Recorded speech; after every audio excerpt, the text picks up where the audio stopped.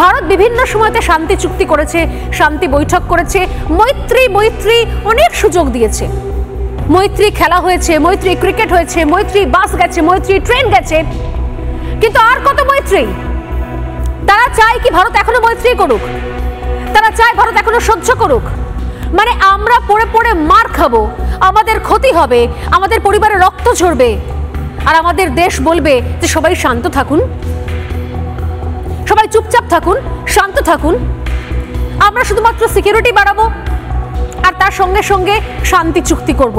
না স্যার, আর হবে না।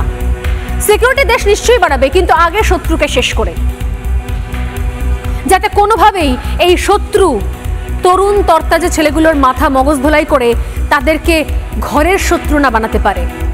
আপনার ঘরে যদি শত্রু থাকে না, তাহলে আপনি যতই দামি তালা লাগান, আপনার ঘর থেকেই সর্বনাশ হবে।